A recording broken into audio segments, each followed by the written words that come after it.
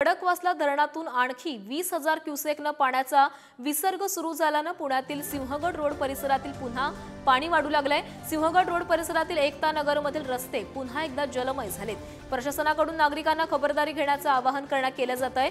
खडकवासल्यातून विसर्ग वाढल्यानं परिसरामध्ये आणखी पाणी वाढण्याची भीती आहे। आज रात्रीपर्यंत खडकवासला धरण 50% रिकामं करायचं आहे, अशी माहिती खुद्द पुण्याचे पालकमंत्री अजित पवार यांनी दिली आहे।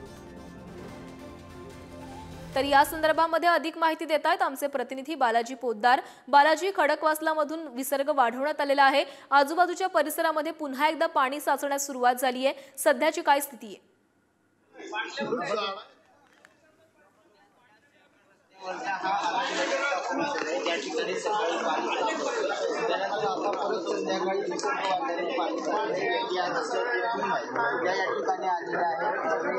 मदत कार्य करणारे कर्मचारी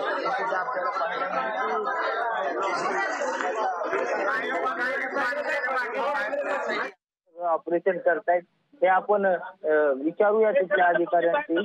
एक मिनिट लाईव्ह सुरू आहे।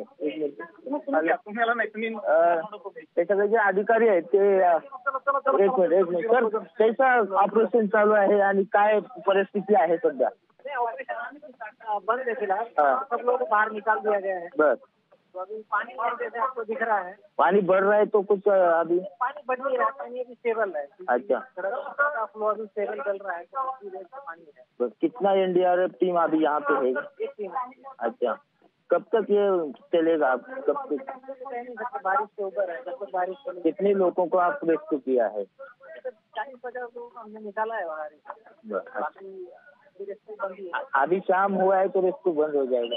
ऐसा कुछ नहीं है, अगर कहीं जरूरत पड़ेगी तो हेल्प करेंगे। Okay, thank you.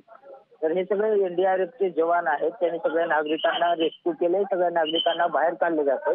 मात्र कमरे इतके जे पाणी आहे ते आता आपल्याला इथे सगळीकडे पाहायला मिळते आणि त्यामुळे पुन्हा एकदा चिंता वाढलेली आहे। विसर्ग बंद होईपर्यंत पुणेकरांची चिंता मात्र मिटणार नाही, अशी सगळी परिस्थिती आहे। बालाजी, काही तांत्रिक कारणामुळे त्या एनडीआरएफच्या अधिकाऱ्यांचा आवाज आपल्यापर्यंत नीट पोहोचू शकला नाही। त्यांनी दिलेल्या माहितीनुसार नेमकं आतापर्यंत किती जणांना एकता नगरमधून बाहेर काढण्यात आलंय आणि आणखी किती जण अजूनही इमारतींमध्ये आहेत?